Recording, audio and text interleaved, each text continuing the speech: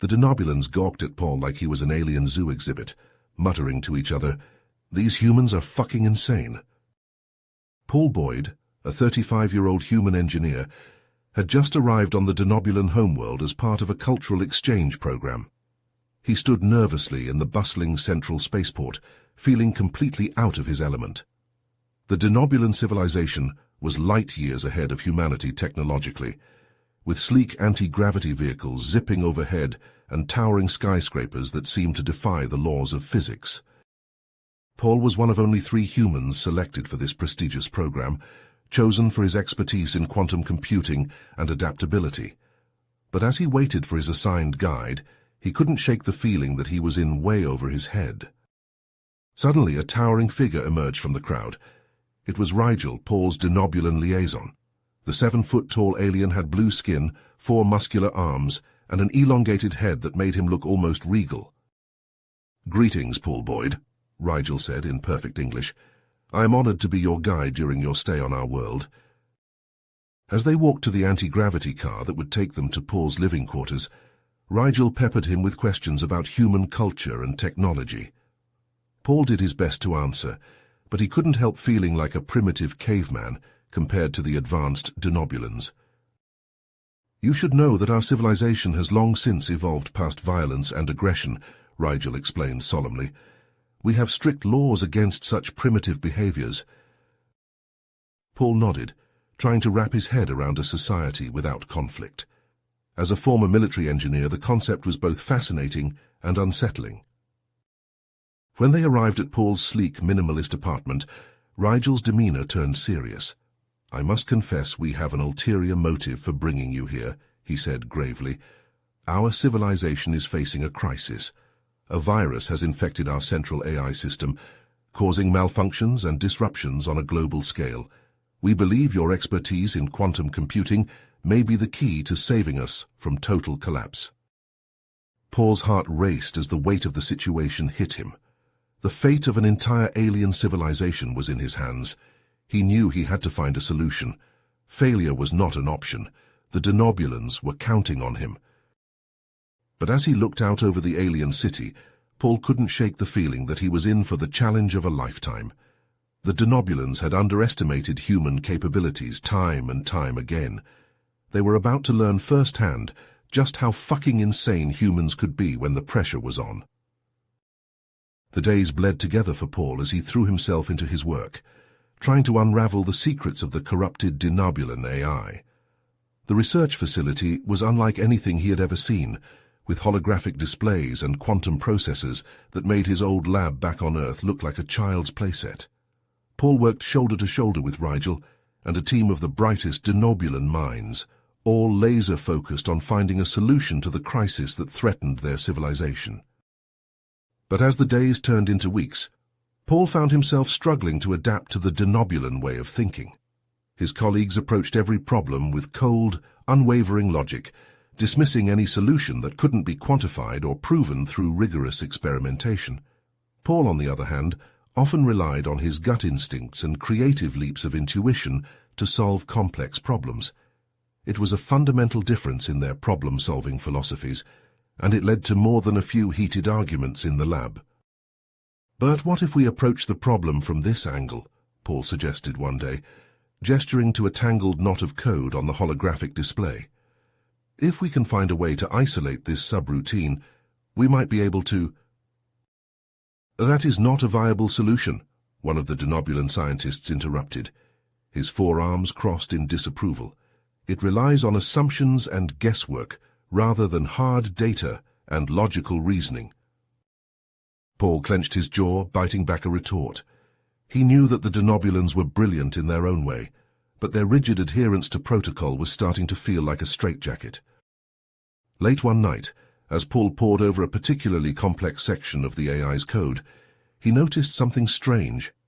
It was a pattern, buried deep within the tangled web of algorithms and subroutines. At first glance, it looked like just another piece of the puzzle, but as Paul dug deeper, he realized that it was the key to everything. Using a set of unorthodox techniques he had learned back on Earth, Paul managed to isolate the strange pattern and extract it from the rest of the code. It was a virus, a malicious piece of software that had been carefully hidden within the AI's core programming. With a few keystrokes, Paul was able to neutralize the virus and purge it from the system. Excitement mounting, Paul called an emergency meeting of the Denobulan Science Council to present his findings. But as he explained his discovery and outlined his solution, he was met with a wall of skepticism and resistance. "This is highly irregular," one of the council members said, frowning at Paul's hastily scribbled notes. "We cannot simply implement an untested solution based on the intuition of a single human." Paul felt his temper rising. "But it works," he insisted, pointing to the now clean lines of code on the display.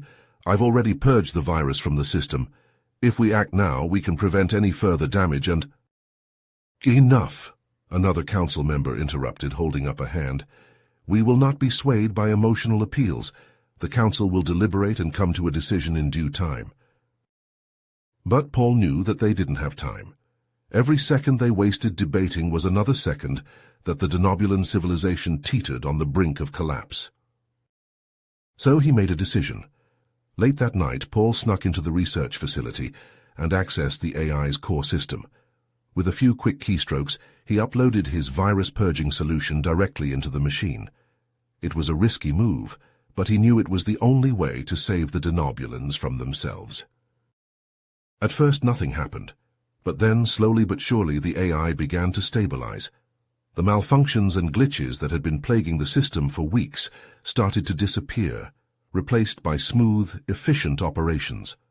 Paul watched in amazement as the Denobulan civilization began to heal itself, the crisis averted by his quick thinking and unorthodox methods. "Paul Boyd," Rigel said, his voice grave, "you are under arrest for violating Denobulan law and tampering with the central AI system without authorization." As the officers led him away in restraints, Paul caught a glimpse of Rigel's face.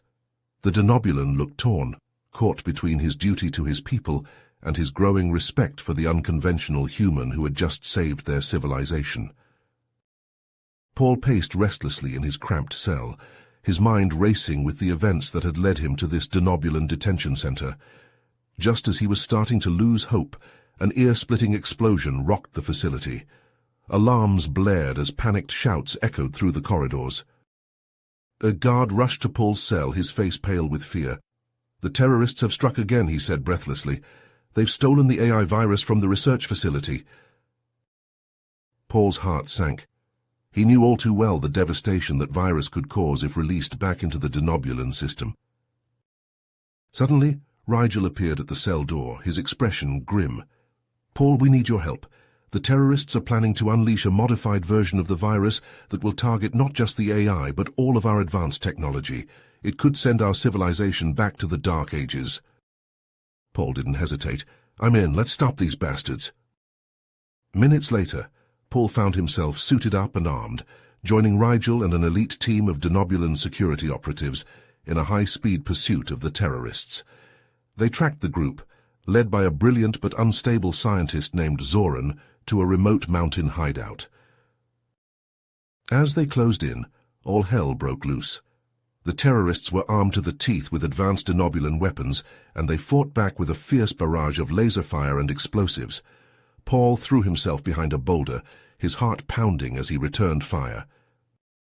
Beside him, a Denobulan operative cried out in pain, clutching a seared wound on his shoulder. Without thinking, Paul lunged from cover, dragging the injured soldier to safety as laser blasts sizzled the air around them. "You saved my life," the operative gasped, his eyes wide with surprise and gratitude.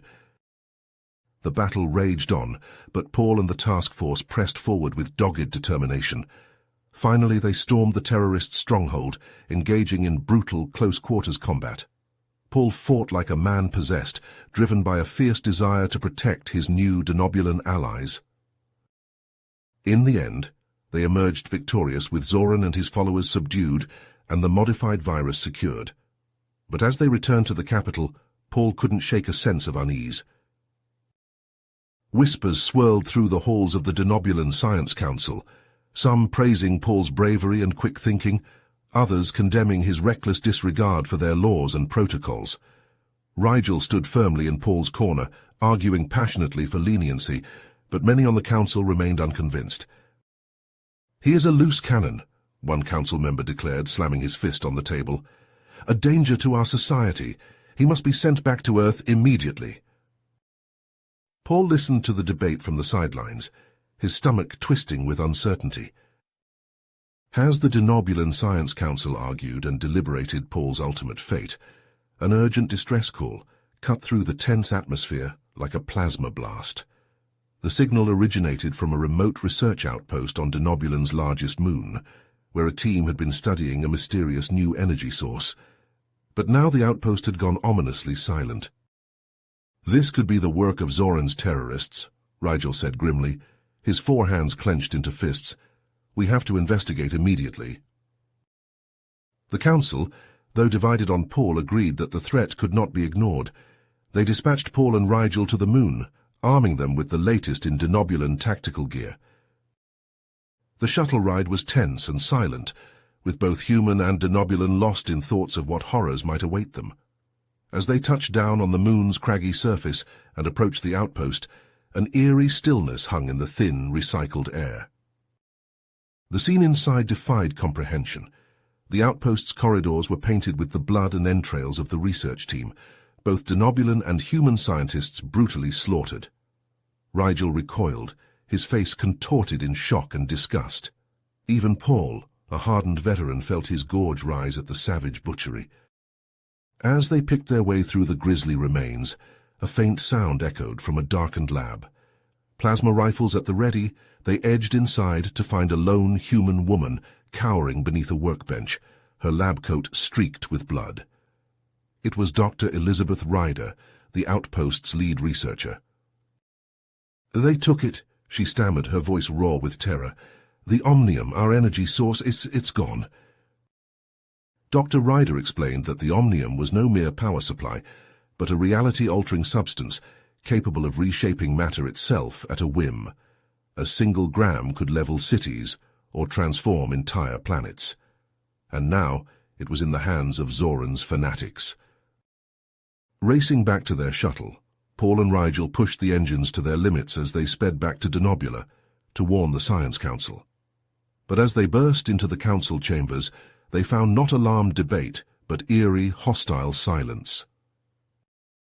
"Ah, the alien meddler," sneered Councillor Zad, a fierce opponent of Paul's. "We've been expecting you."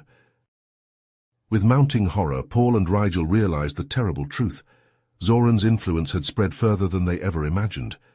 Key members of the Science Council now stood with the terrorists, eager to purge their world of corrupting, off-worlder technology and influence.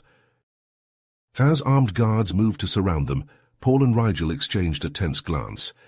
They were on their own now, fighting not just to save Paul's place on Denobula, but to stop a nigh unimaginable cataclysm. The Omnium had to be secured. Zoran and his fanatics stopped before the galaxy burned. The true battle for the fate of billions had only just begun. Paul, Rigel and Dr. Ryder huddled in a dimly lit safehouse, poring over stolen datapads and hacked security feeds. They worked feverishly, knowing that every second brought Zoran and his fanatics closer to unleashing hell with the stolen Omnium. "Look at this," Ryder said, her voice tight with tension as she passed Paul a datapad. "Encrypted transmissions between Councillor Zad and an unknown off-world contact. It has to be Zoran." Paul nodded grimly, his eyes flicking over the damning evidence. The traitors ran deep, their tendrils wrapped around the very heart of Denobulan government. But as they dug deeper, a new complication arose. "Shit," Rigel hissed, his 4 hands clenching into fists. "The human delegation has arrived ahead of schedule. They're already in closed-door meetings with the council." Paul's gut twisted. The last thing they needed was more variables in an already volatile equation. He pulled up the delegation roster, scanning the names and bios. One stood out immediately. Ambassador John Mitchell, a rising star in Earth's diplomatic corps, with a reputation for ruthless ambition. "We need to keep an eye on Mitchell," Paul said, his voice low and urgent. "Something about him doesn't sit right." As the trio continued their covert investigation, Mitchell was busy charming the Denobulan councillors with honeyed words and false promises. But behind closed doors, he schemed with Zoran, his true allegiance revealed. "The Omnium is the key to humanity's ascension," Mitchell said, his eyes gleaming with a fanatic's zeal.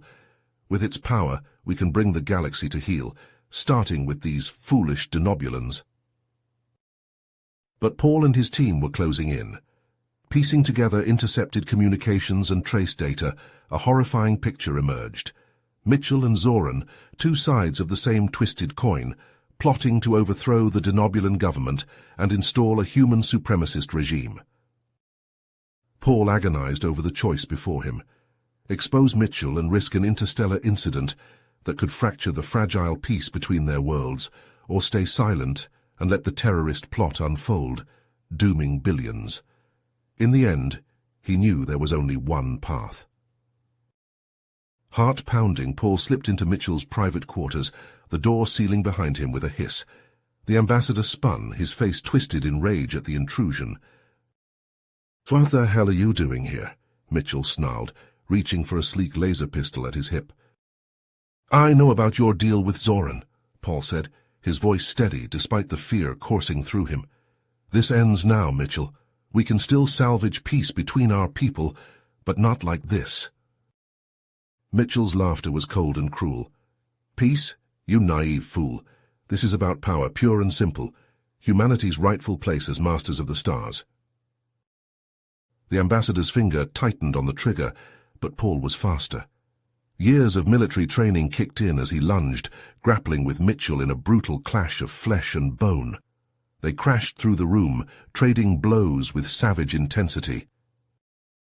Paul's vision blurred as Mitchell's fist cracked against his jaw, but he pushed through the pain, driving his knee into the ambassador's gut. Mitchell doubled over, wheezing, and Paul pressed his advantage, wrenching the gun from his grip and sending it skittering across the floor.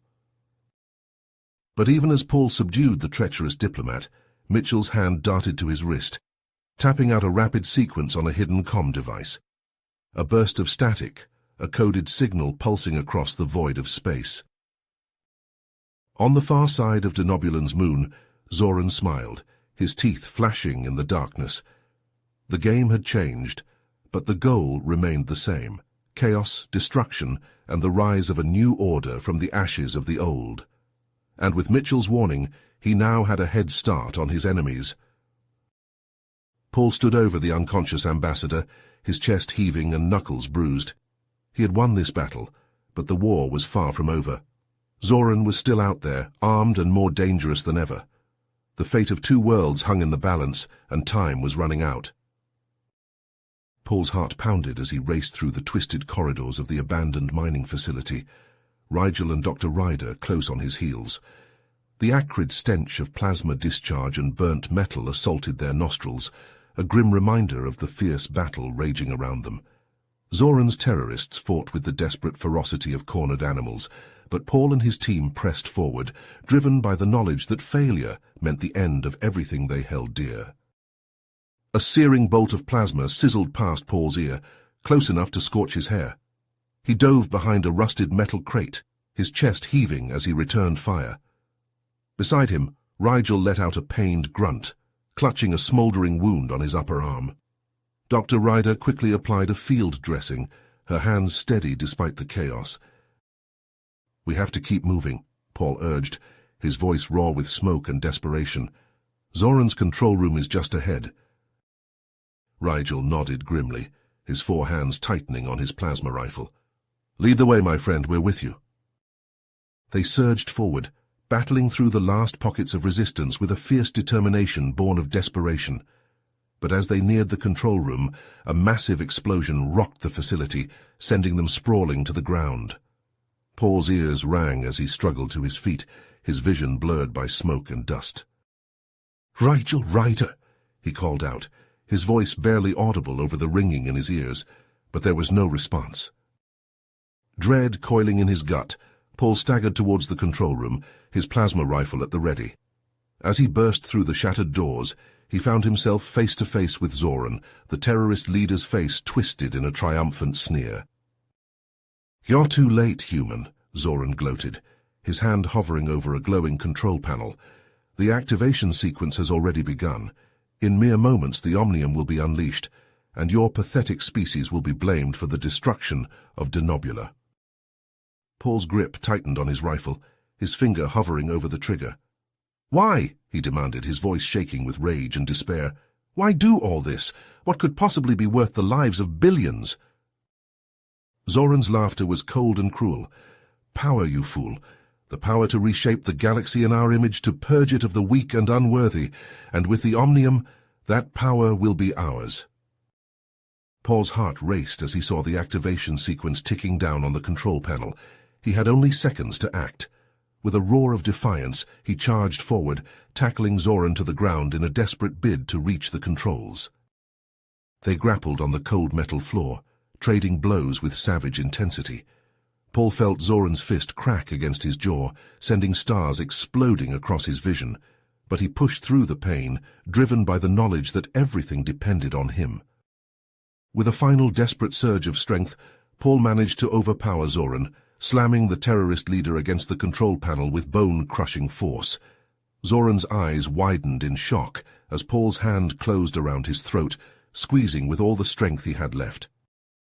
But even as Paul choked the life from Zoran, he felt a sudden, searing pain in his side. Zoran's hand, clutching a hidden blade, twisted savagely as he drove it deeper into Paul's flesh.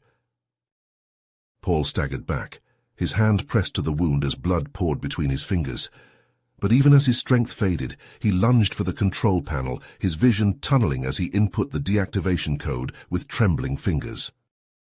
The Omnium weapon powered down with a low whine.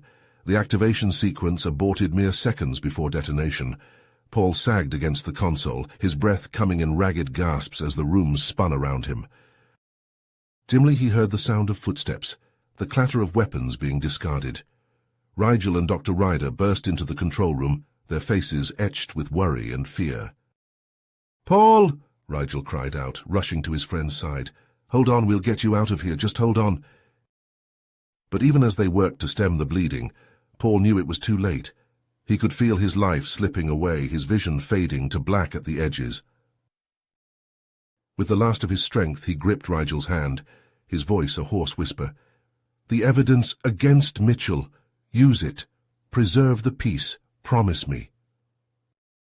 Rigel's eyes glistened with unshed tears as he nodded, his voice choked with emotion. "I promise, my friend. Your sacrifice will not be in vain."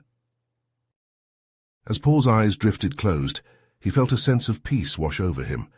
He had given his life to protect those he loved, to ensure a future free from the horrors of war and destruction. And in that final moment, as his last breath left his body, he knew that it had all been worth it. The Denobulan surgical bay was a flurry of controlled chaos as the planet's most skilled doctors worked frantically to stabilize Paul's condition. Rigel and Dr. Ryder watched from behind a transparent barrier, their faces etched with worry as the medical team employed advanced technologies and techniques far beyond anything found on Earth. Nano-infused blood substitutes coursed through Paul's veins, accelerating cellular repair and regeneration. Holographic displays projected real-time scans of his internal organs, allowing the surgeons to target their efforts with pinpoint precision. Slowly, painstakingly, they managed to stem the bleeding and stabilize Paul's vital signs. Hours turned into days as Paul lay motionless in the specialized medical facility, his body immersed in a viscous, nutrient-rich suspension gel that promoted healing and prevented further tissue damage. Rigel and Dr. Ryder took turns keeping watch, never straying far from Paul's side. In the meantime, they worked tirelessly to present the evidence of Ambassador Mitchell's betrayal to the Denobulan Science Council. Holographic projections and data streams filled the council chambers as Rigel laid out the irrefutable proof of Mitchell's collusion with Zoran's terrorist cell.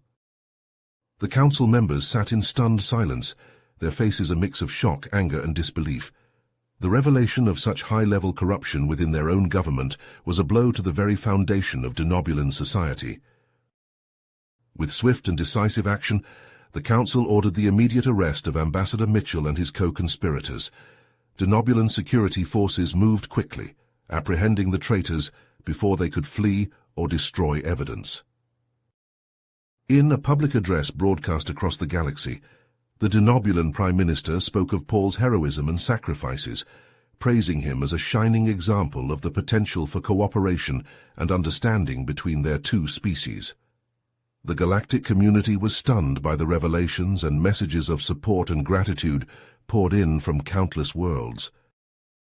Back in the medical facility, Rigel maintained a constant vigil at Paul's bedside. He spoke softly to his unconscious friend, recounting tales of their adventures together and promising that he would be there when Paul finally awoke. Weeks passed, and the medical team marveled at Paul's progress. His wounds were healing at an astonishing rate, thanks in no small part to the advanced Denobulan medical technologies. But still, he remained in a deep coma, his mind locked away in a place beyond their reach. Until one day, as Rigel sat reading aloud from a Denobulan novel, he noticed a slight twitch in Paul's hand.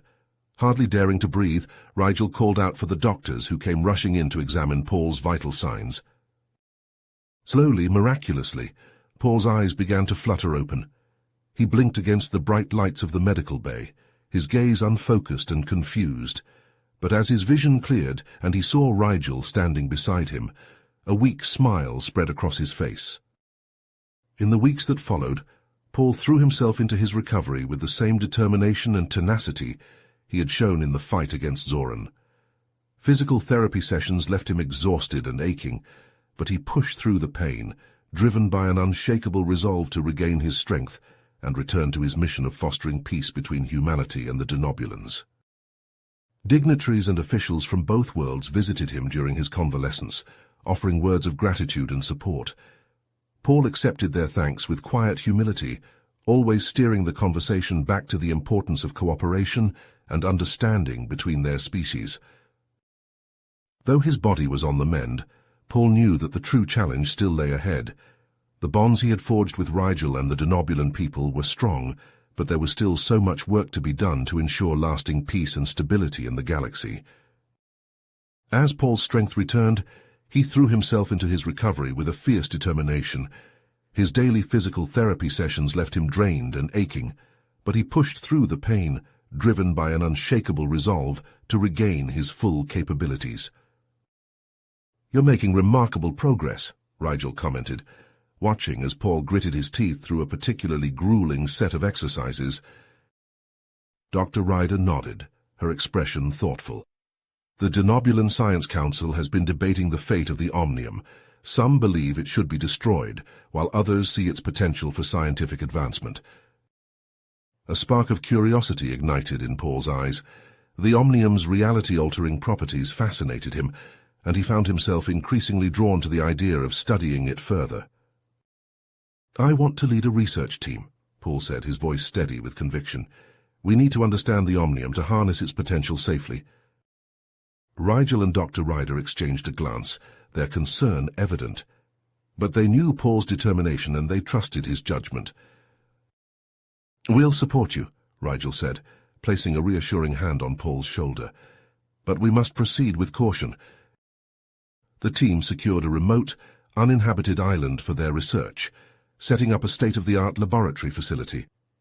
Paul threw himself into the work, his fascination with the Omnium growing with each new discovery. Late one night, Paul hunched over a microscope examining a sample of Omnium-infused tissue. His eyes widened as he watched the cells mutate and change before his eyes, their structure warping in ways that defied conventional biology. "Incredible," he breathed, his heart racing with excitement. "The potential applications are endless." But as the days stretched into weeks, Paul's obsession with the Omnium deepened. He spent longer and longer hours in the lab, skipping meals and neglecting sleep. Rigel and Dr. Ryder watched with growing unease, their attempts to reason with him falling on deaf ears. "Paul, you need to rest," Dr. Ryder urged, her voice tight with concern. "You're pushing yourself too hard." Paul waved off her worries, his eyes never leaving the glowing Omnium sample before him. "I'm close to a breakthrough, I can feel it." One fateful night, Paul worked alone in the lab, his focus laser-sharp as he prepared a concentrated dose of Omnium for analysis. But as he manipulated the sample, A sudden flare of energy surged from the substance, engulfing him in a blinding flash of light. Paul screamed as the omnium seared through his body, bonding with his cells on a molecular level. He felt his muscles ripple with newfound strength, his senses sharpening to superhuman acuity. Panic and confusion surged through him as he stumbled back from the workbench, his mind reeling with the implications of what had just happened. Desperate to escape the confines of the lab, Paul fled into the island's dense jungle, his heart pounding in his chest as he ran. Rigel and Dr. Ryder, alerted by the lab's safety systems, rushed to the scene, their faces pale with shock and fear. They quickly mobilized a search team, combing the island for any sign of their transformed friend. As they trekked through the undergrowth, Dr. Ryder's keen eyes spotted something amiss, a discarded piece of equipment, bearing the logo of a shadowy military contractor known for its unethical experiments. "This wasn't an accident," she said, her voice trembling with realization. "Someone wanted this to happen, someone with an interest in weaponizing the omnium." Rigel's jaw tightened, his mind racing with the implications. If Paul's transformation was indeed the result of sabotage, then they were all in far greater danger than they had ever imagined. Rigel and Dr. Ryder plunged deeper into the island's cave system, their plasma rifles at the ready. The damp, musty air clung to their skin as they navigated the narrow, twisting passages. Suddenly, Dr. Ryder's keen eyes spotted an anomaly in the rock face, a hairline crack that suggested a hidden door. With a nod to Rigel, she pressed her palm against the stone, feeling for any irregularities. A soft click echoed through the cave, and a section of the wall slid back, revealing a dimly lit corridor beyond. The pair exchanged a tense glance before stepping inside, the door sealing shut behind them with a pneumatic hiss. The corridor led to a sprawling, high-tech laboratory, filled with sleek consoles, holographic displays, and rows of containment units. Rigel approached one of the consoles, his fingers flying over the controls as he accessed the lab's databanks. His eyes widened as he scanned the files, his voice tight with anger. "This was a black site," he growled, "run by a rogue faction of our military. They were experimenting with omnium, trying to create super soldiers to fight against humanity." Dr. Ryder's face paled as she examined a nearby containment unit, its glass surface frosted over. Inside, a denobulan test subject floated in suspension, their body riddled with glowing veins of omnium.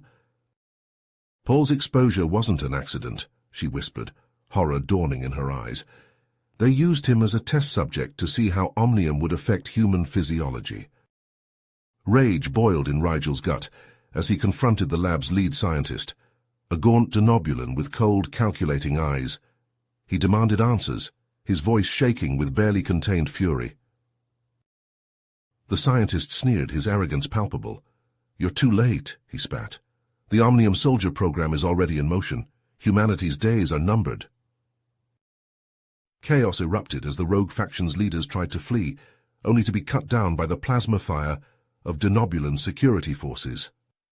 In the midst of the firefight, a figure burst into the lab, his body wreathed in tendrils of shimmering omnium energy.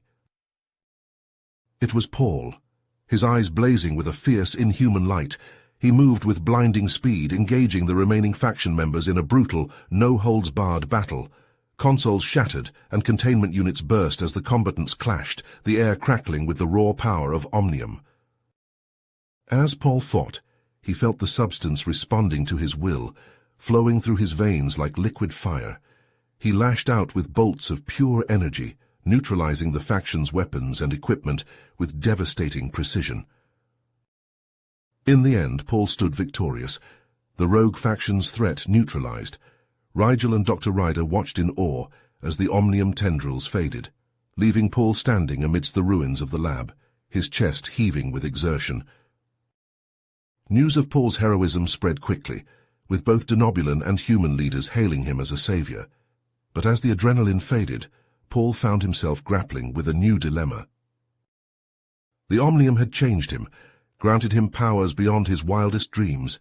He could use these abilities to protect the innocent, to fight for justice on a galactic scale. But at what cost? Would he lose himself in the process, becoming something other than human? As Paul wrestled with his decision, a cloaked figure emerged from the shadows, his face obscured beneath a hooded robe. The figure spoke in a rasping whisper, his words heavy with promise and foreboding.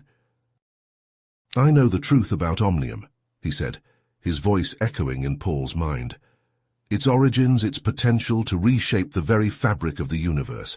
Join me, and together we can unlock its full power, bend the galaxy to our will."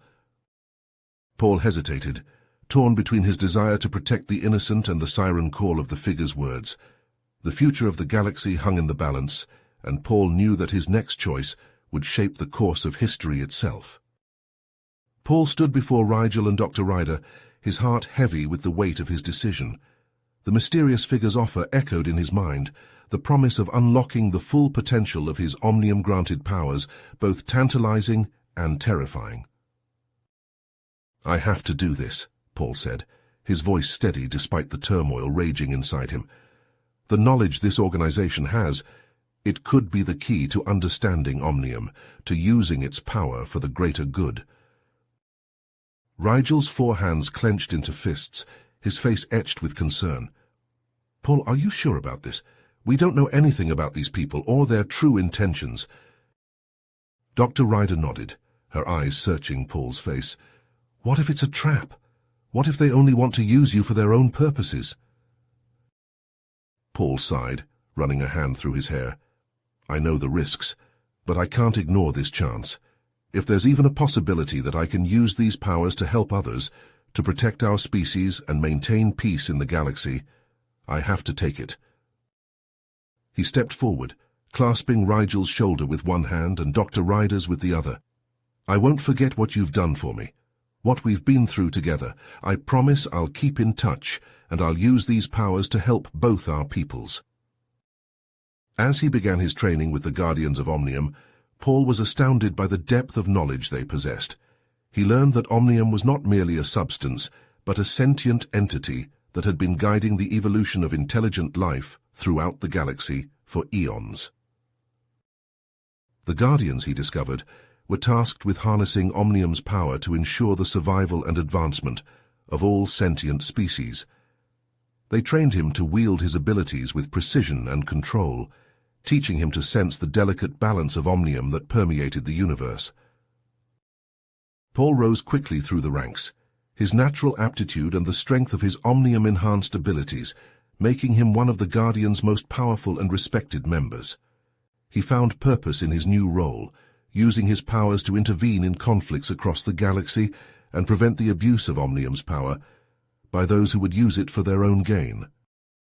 But as the years passed, Paul began to notice troubling patterns in the Guardians' actions. Whispers of orchestrated wars and manipulated conflicts reached his ears, and he grew increasingly uneasy with the organization's methods. One day, while on a mission to quell a civil war on a distant planet, Paul stumbled upon a shocking discovery. The conflict, he realized, had been instigated by the Guardians themselves, a calculated move to destabilize the region and assert their control over the planet's Omnium reserves. Paul reeled from the revelation, his mind spinning with the implications. He had been a pawn in their game all along, his powers used to further their twisted agenda.